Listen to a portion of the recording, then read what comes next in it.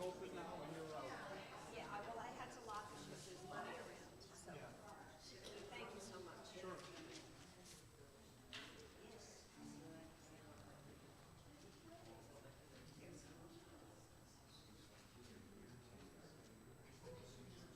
Let me know when I can ring this bell.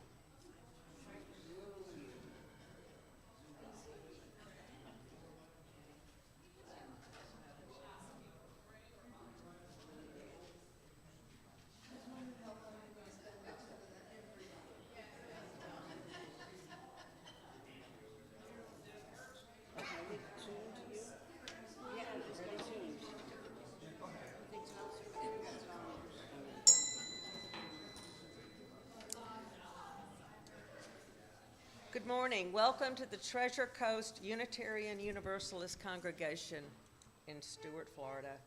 Today is October 6th. My name is still Kitty Rowell, and I am your worship associate once again today. We are a welcoming congregation. We welcome people of. Thank you. Good morning to the Treasure Coast Unitarian Universalist Congregation in Stuart, Florida. Today is October 6th. My name is still Kitty Rowell, and I am your worship associate today. We are a welcoming congregation. We welcome people of all identities, ethnicities, ages, and backgrounds. We're on YouTube as well.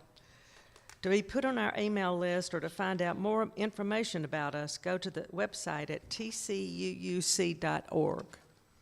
Note the email link to request your own line. Please silence your phones. I don't think I did.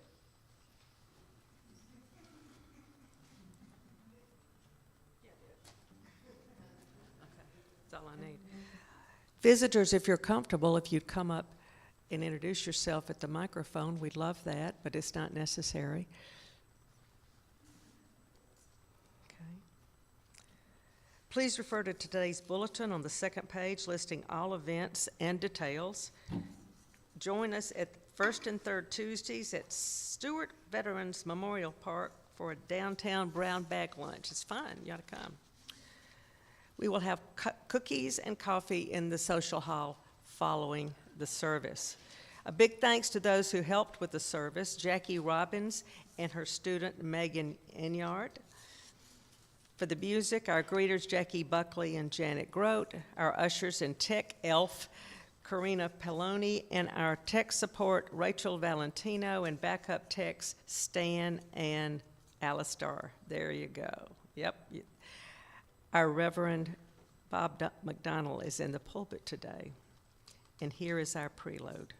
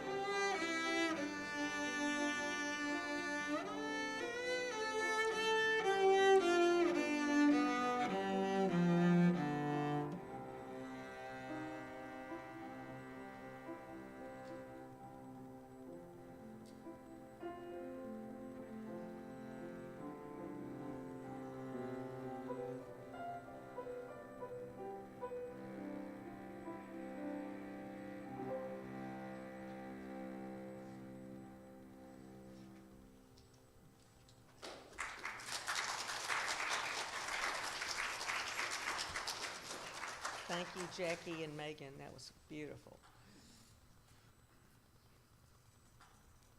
Well, I was going to let you start talking first. Oh, okay. We light this chalice for the light of truth, the warmth of love, and the fire of commitment. We light this symbol of our faith as we gather together.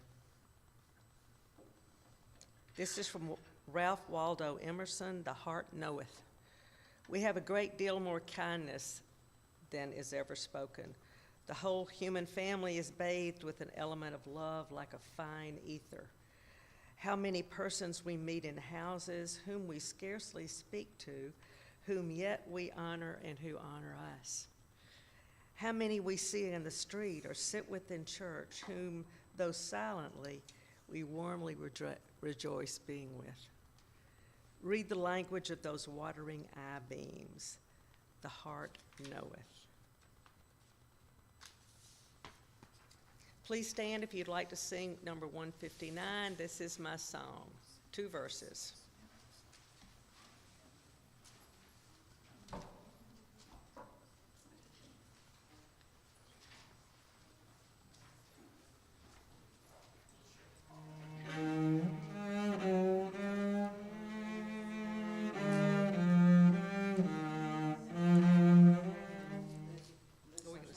We're going to start now. Get ready. Finlandia tune. You all know the tune. It is 1:59. 159. Oh, great.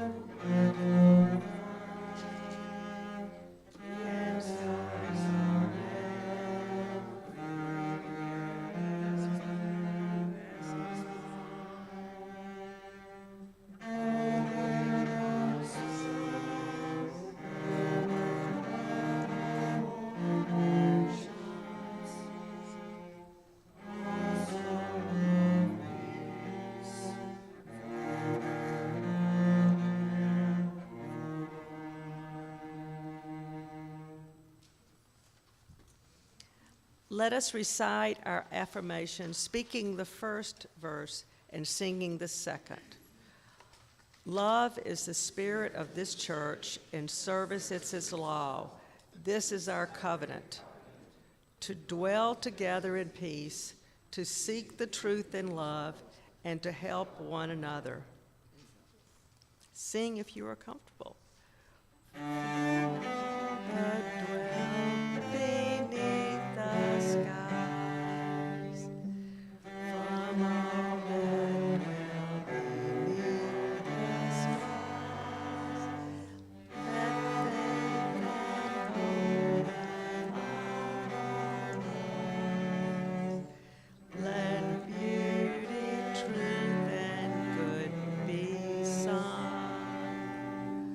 From every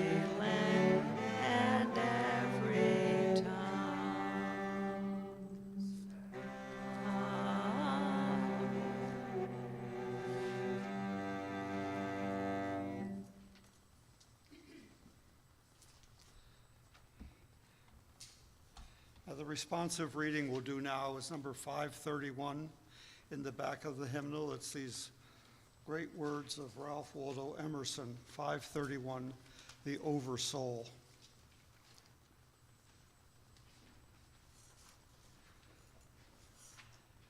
Let us learn the revelation of all nature and thought, that the highest dwells within us, that the sources of nature are in our own minds. As there is no screen or ceiling between our heads and the infinite heavens, so there is no bar or wall in the soul where we, the effect, cease, and God, the cause, begins. I am constrained every moment to acknowledge a higher origin for events than the will I call mine. There is deep power in which we exist and whose beatitude is accessible to us. Every moment when the individual feels invaded by it is memorable. It comes to the lowly and simple. It comes to whoever all what is foreign and proud. It comes as insight. It comes as serenity and grandeur. The soul's health consists in the fullness of its reception. Forever and ever, the influx of this more universal self is new and unsearchable. Within us is the soul of the whole. Boy, doesn't that have a ring to it? Within us is the soul of the whole, the wise silence, the universal beauty to which every part and particle is equally related, the eternal one. When it breaks through our intellect, it is genius. When it breathes through our will, it is virtue. When it flows through our affections, it is love. Emerson. And now we share our matters of joy and sorrow, and we invite you to share yours, knowing that you are heard and supported. We ask that they be brief and personal, not announcements. First, I need to get my phone to read you something from Bill.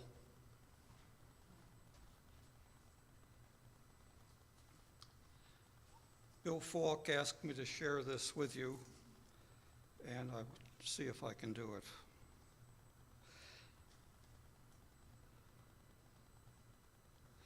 Please share this tomorrow. Many, many thanks for all the birthday cards and cards and notes of support. Like Sisyphus, I continue my uphill journey. Love and hugs to all. Bill Falk. All right, Bob. I was somewhat traumatized last night. I got a communication with my granddaughter who lives in Pinkerton, Ohio, and she has a daughter, which is my great-granddaughter, who is a freshman now in high school, and she went to this homecoming last night, and there started an argument there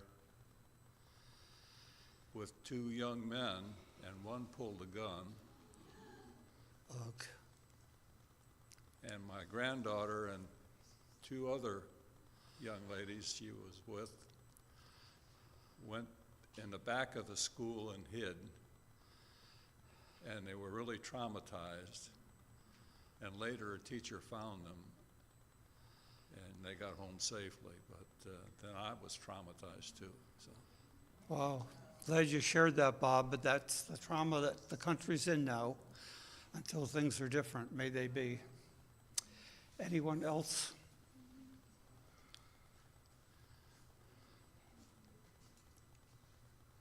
Hi, I'm Jackie Robbins, and several weeks ago I played a special song for Kitty's friend who passed, and my friend who also was ill, and he did pass away.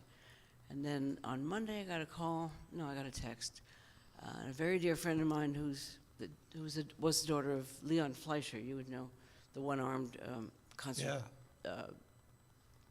pianist, piano player, for those who don't understand pianist. She passed away. She was a harpist and very close to me. In fact, I brought her up here for the High Holy Days one year. So, and two other close musical colleagues passed away last 2 weeks. So I am sad. Sure. But we're going to play up music.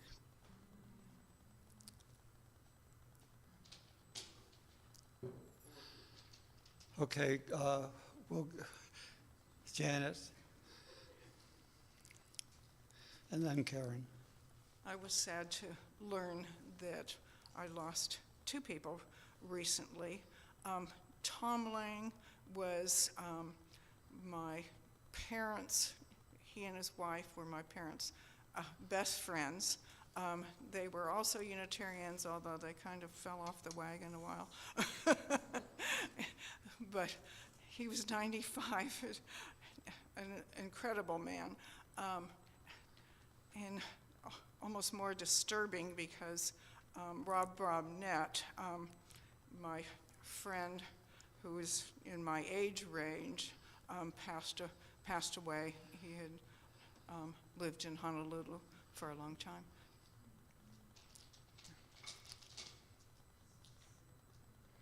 Karen? I have a joy, and I'll start with that, and then a concern. So as some of you might know, I had surgery 3 weeks ago on my ear, and it was successful. I am hearing out of that ear.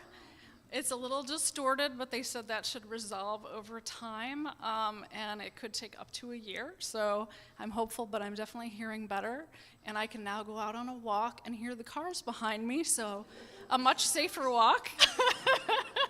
But I've heard things like rain and birds for the first time in about 30 years. It's been pretty amazing, and I'm looking forward to what else I discover.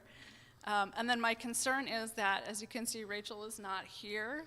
She has been at an Airbnb in Tampa since Thursday. She's working in the St. Petersburg area in the disaster zone after Hurricane Helene. She said the floodwaters were up 4 feet, so total devastation to all the homes in St. Petersburg that are in the area. And the mold is horrendous, and they can't be in the house more than about 5 or 10 minutes, even with breathing equipment. And people are still living in these homes because they have nowhere else to go. And I'm a bit frightened about what's going to happen with Milton coming now. So. Yeah.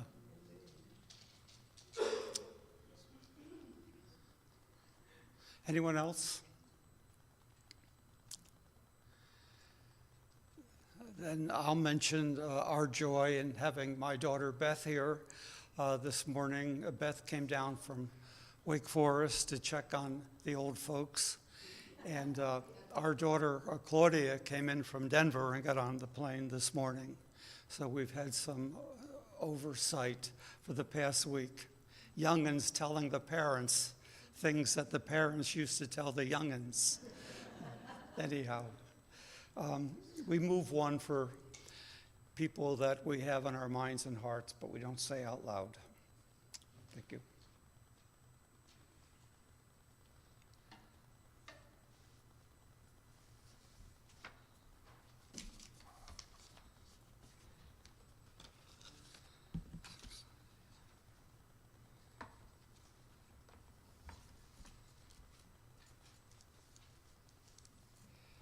Another one that I use, like the Emerson, often, is this 652 by Channing, The Great End in Religious Instruction, the back of the hymnal, but I'm reading it as a meditation. The great end in religious instruction is not to stamp our minds upon the young, but to stir up their own, not to make them see with our eyes, but to look inquiringly and steadily with their own. Not to give them a definite amount of knowledge, but to inspire a fervent love of truth. Not to form an outward regularity, but to touch inward springs. not to bind them by ineradicable prejudices to our particular sect or peculiar notions, but to prepare them for impartial, conscientious judging of whatever subjects may be offered to their decision, not to burden the memory, but to quicken and strengthen the power of thought, not to impose religion upon them in the form of arbitrary rules, but to awaken the conscience, the moral discernment. In a word, the great end is to awaken the soul, to excite and cherish spiritual life. William Ellery Channing. And now moments of silence.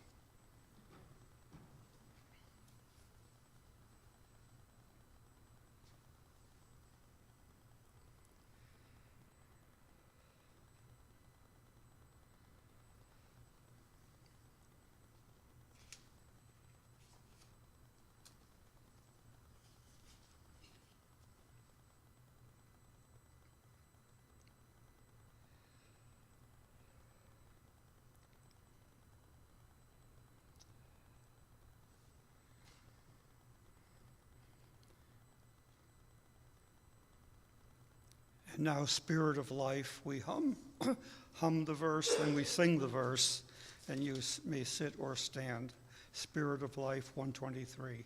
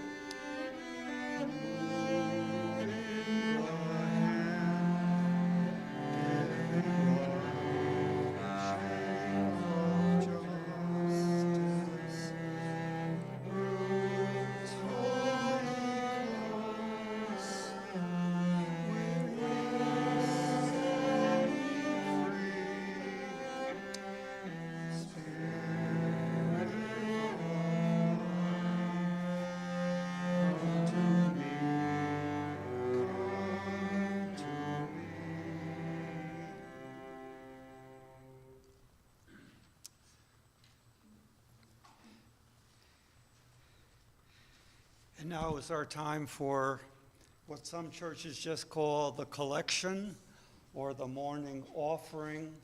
We call it your act of generosity because we need your act of generosity. And I have one volunteer here. Oh, I have two volunteers. Great.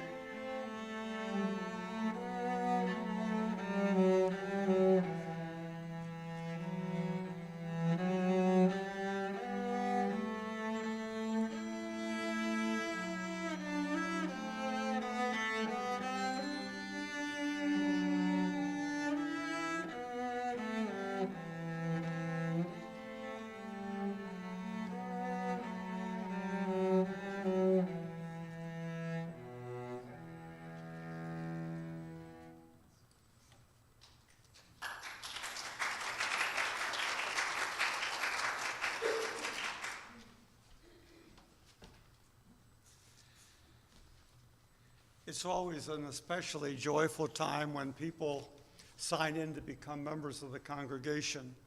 So Jim and Jay have been pretty active with us now for a few months, and I invite them to come forward. I'm also going to invite any who joined the church this year. Now, I know that's going to put some of you on the spot, sitting there, when did I become a member here? When did I join? So if you remember joining in 2020, is that the year we're in, 2024? Yeah, come on forward and we'll include you in these lines. Now, before we start, I'll tell you who else joined in 20, no, we don't put the dates in here. They gotta be, remember to do that.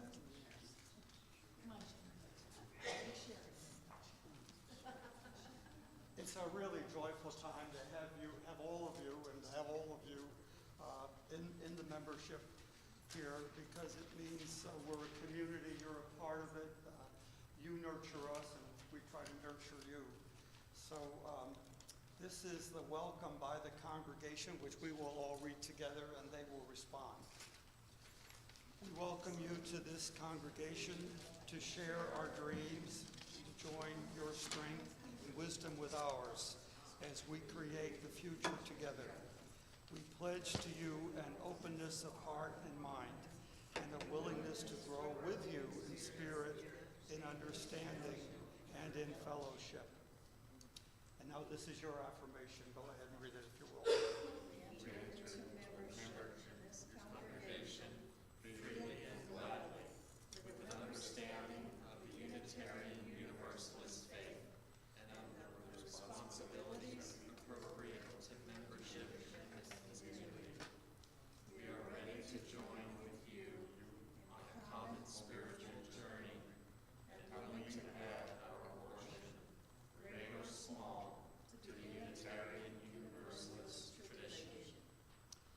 Since I know you, I can say it's great.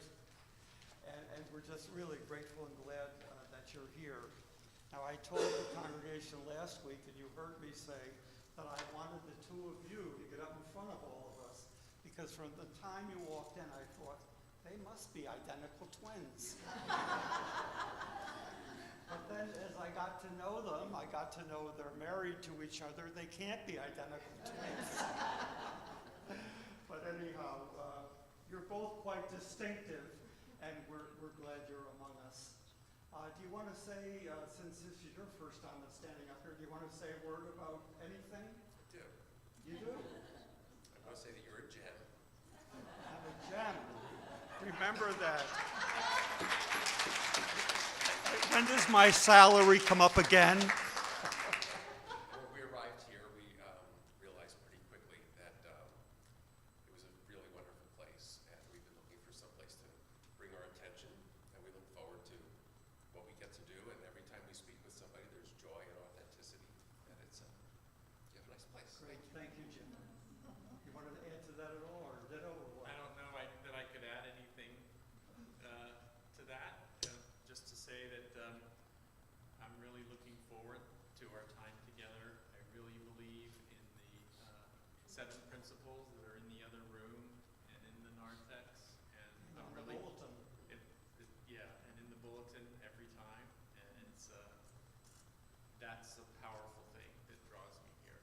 So I look forward to living it better. I'd like to say we want to put them to work, but by the time, from the time they entered, they found things to do. I was going to say, I said to them, I would ask anybody if there's something you want them to do, but I'm afraid a few people would speak up, so we won't do that. I did tell them that when anyone joins, I say to them, I hope you'll feel free to say yes to requests and feel free to say no, except to one person. Basically, feel free to say yes and no to all of us. Anyway, so great to have you. Do you want to sign your name here? And did I forget anything? Well, they've done some work since they've been Well, here. yeah, you've kind of been up here before. Okay, So okay. Sherry you can has be to. seated. Thank you very much. It's really good to have you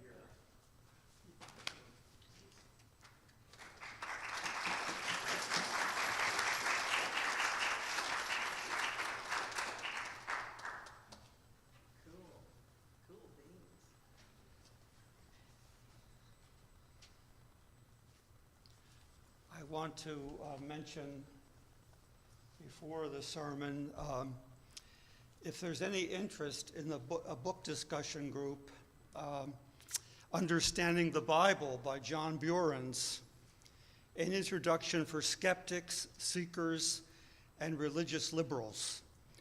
We are somehow in that. Buren's is a prominent UU minister and professor, and I had suggested a date on Thursday, but some told me they couldn't make that. So if you're interested, I have copies you can look over, and I'll be looking for another time that people can make. That's often the challenge.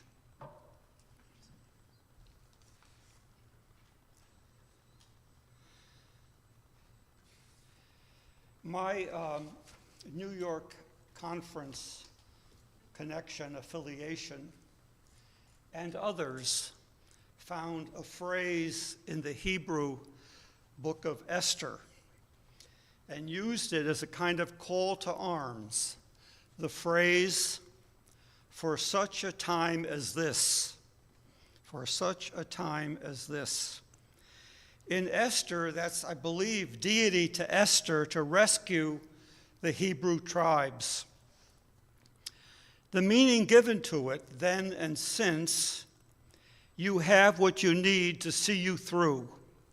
Reach in, dig, and apply it like your life, your future, your offspring's future depended on it. I've been calling this time we are in maddening and unsettling, and I continue to hear social commentators say we are still in a mental health crisis. Just like after COVID's terror, we have learned or were reminded of some things that underlined our UU-ness and our pride in being UU. I've heard some of us say UUs, meaning we UUs, have a tendency to brag. Though a minuscule minority in a red county of a red state. P.S. Not that long ago, red was a minuscule U.S. party with ties to Stalin, which leads me to a further digression. Timothy Snyder, Yale historian, has written that pre-World War II, both Hitler and Stalin had designs on Ukraine, then known as the Ukraine, which meant it was a province or SSR of USSR. Anyhow, both tyrants wanted the province for its resources, bread and oil, and planned to extinguish the people there by starving them and repopulate the province with more cooperative residents. Now, how do I get back to a somewhat justified or understandable bragging rights? Well, I will simply by saying we claim founders of the Constitution, most notably the Adams presidents, a long line of world-famous scientists, beginning with the Spanish doctor and martyr Michael Servetus, and a long line of prominent activists like the Reverend James Reeb, a voting rights and civil rights martyr. Reeb, I think, was on the staff of All Souls UU DC. He heard Dr. King's call to clergy to come to the South and march, and he was martyred there.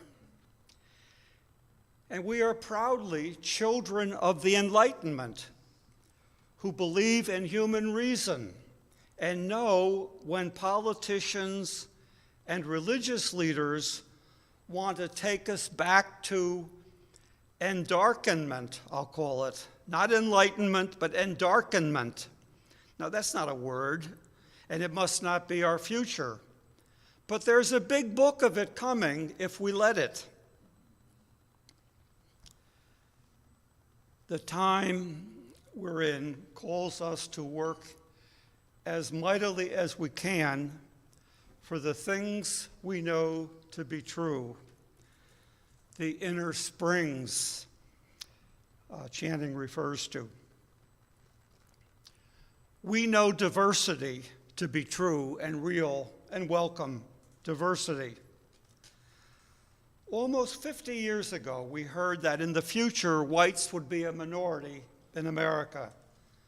I think I first heard that around 1980, and I thought it an interesting historical fact of life.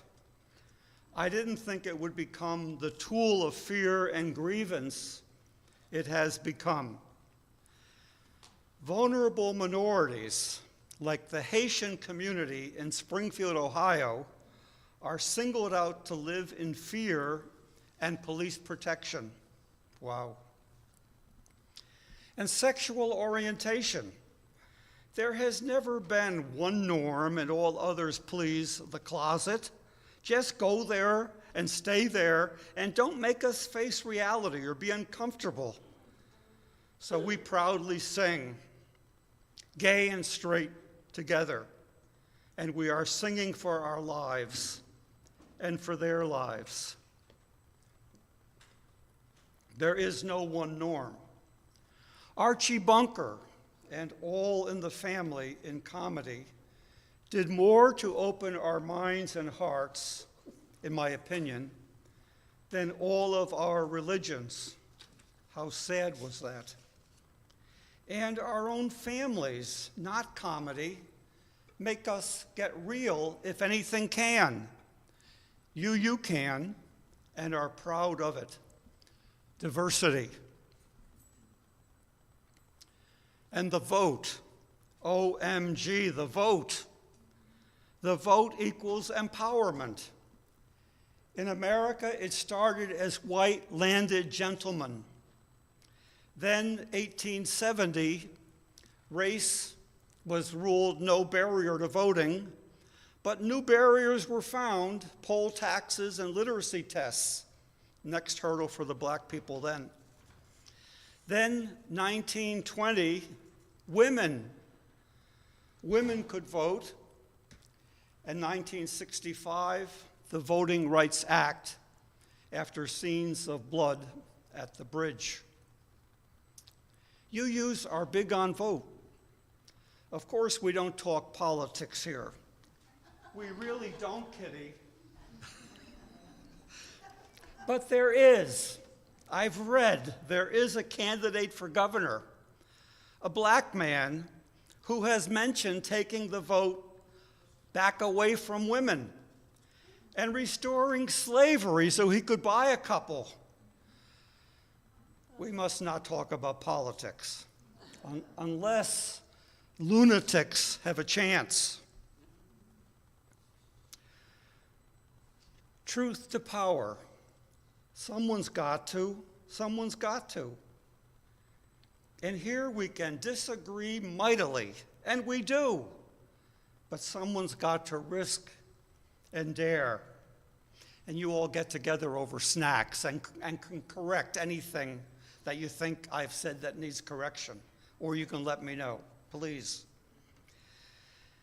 The black commentarian, Ta-Nehisi Coates, has been doing the circuit for his new book, The Message. He visited Israel and the West Bank, which is, of course, the strip of land like Gaza given to the Palestinian people.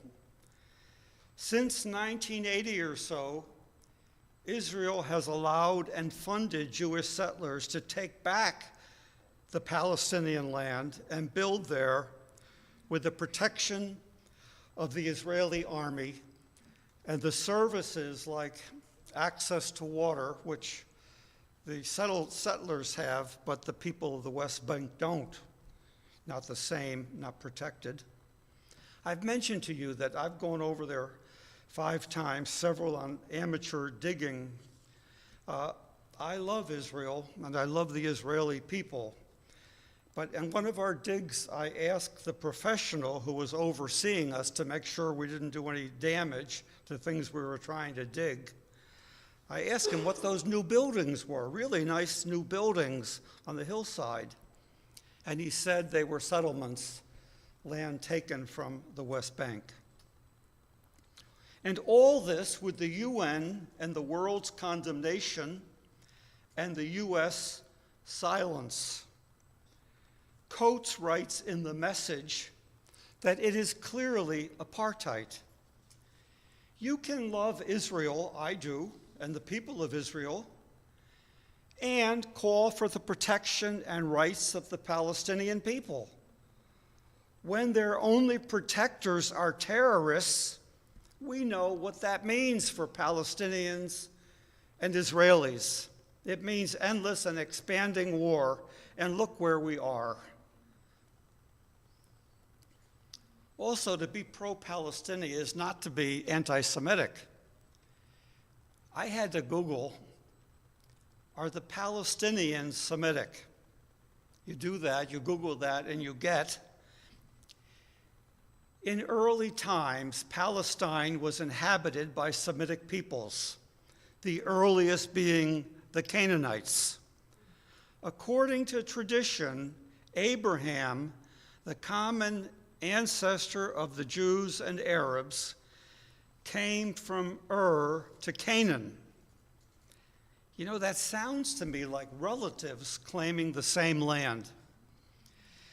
And the bloodletting won't stop until the world can be both pro-Israel and pro-Palestinian. The blood is the same color.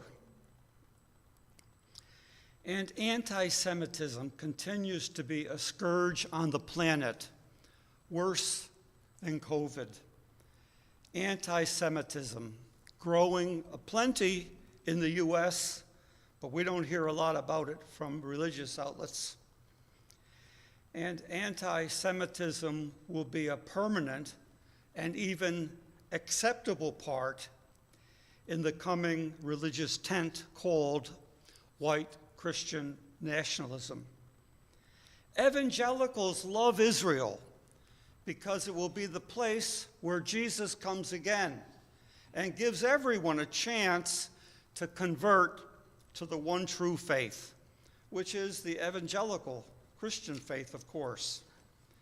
Everyone who doesn't will be cleansed by fire, like the witches of Salem and the heretics at the Inquisition. May the deity, however we call upon him or her, save us from white Christian nationalism. We better save ourselves. And also, UUs are proud of our affirmation of truth and science. Truth and science. UUs and the affirmation of science and the scientific method go way back. In my first tenure here in the other room, the other building where was the sanctuary, I must have mentioned a few times that I learned that William Ellery Channing was one, if not the, founder of Unitarianism in America. One of our number heard all she could of that and decided, as I retired in 2016 for the second time, that I needed re-education. So dear Marcy gave me this book called The Invention of Air. The Invention of Air, a story of science, faith, revolution, and the birth of America by Stephen Johnson. Just a little from the jacket. The Invention of Air is a story of sweeping historical transformation, of genius and friendship, violence, and world-changing ideas that boldly recasts our understanding of the most significant events in our history.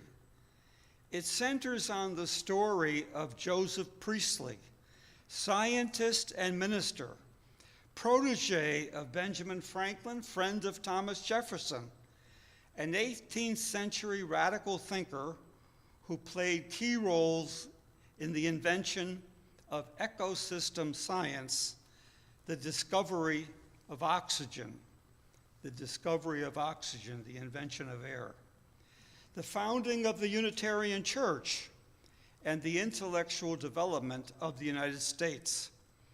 Priestley represented a unique synthesis.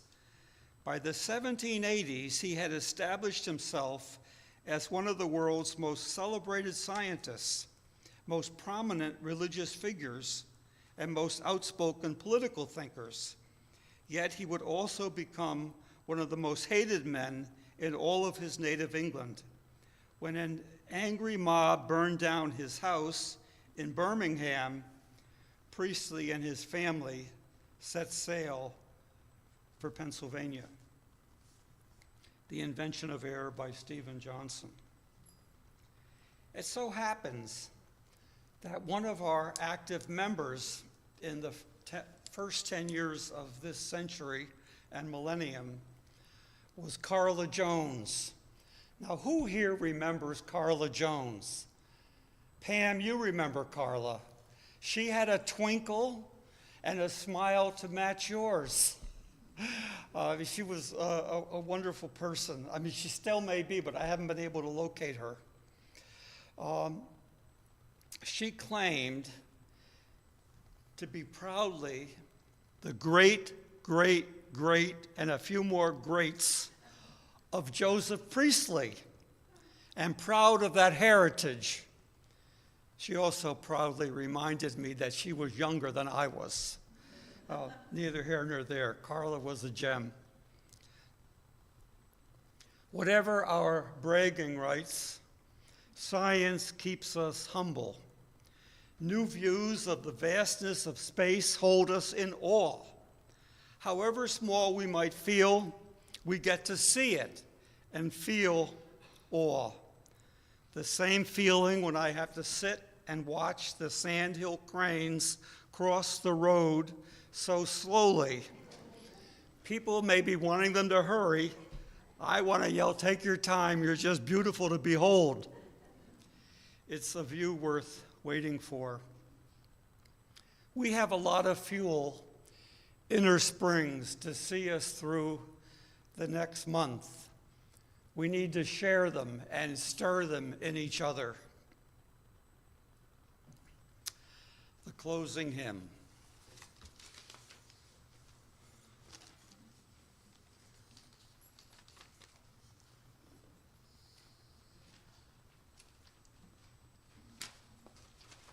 Help, 360. Stand if able. Are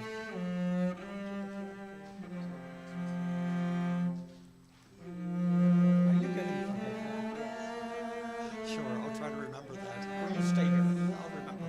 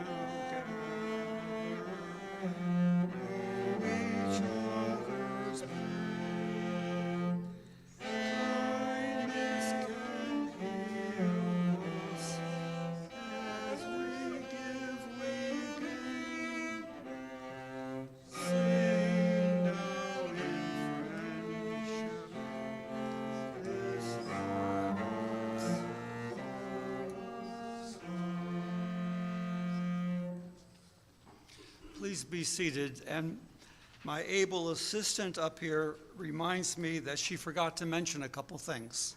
So we'll let her. Thank you. To those of you who observe Jewish traditions, we hope that you had a happy Rosh Hashanah. Secondly, we're continuing our table conversations. You know, we talk about that every week. I forgot to talk about it this week. The list to sign up is out there. Today is the last day you can sign up. So I hope you'll sign up, and if you know some people that are still out of town that will want to be a part of it, we'd really appreciate your putting your name on there, okay? Thank you so much. Now, I have some closing words. Thank you.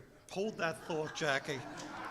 As Kitty extinguishes, and before Jackie jumps in from the back of the hymnal, if here you have found freedom, take it with you into the world. If you have found comfort, go and share it with others. If you have dreamed dreams, help one another that they may come true. If you have known love, give some back to a bruised and hurting world. Go in peace, Laura Lynn Bellamy.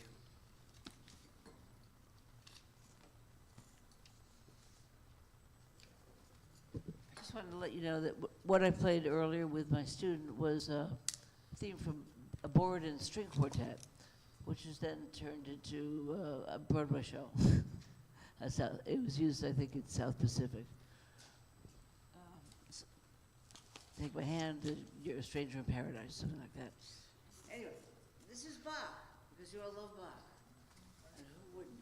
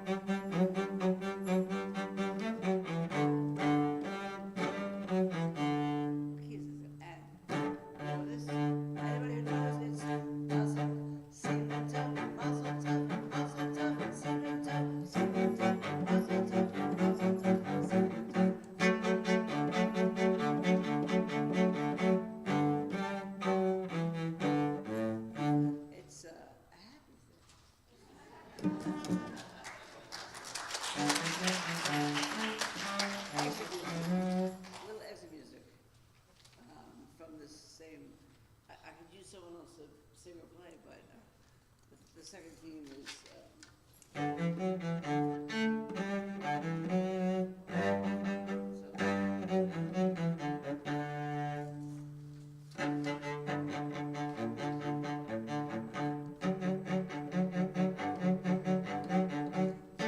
need a flash mob for this, right?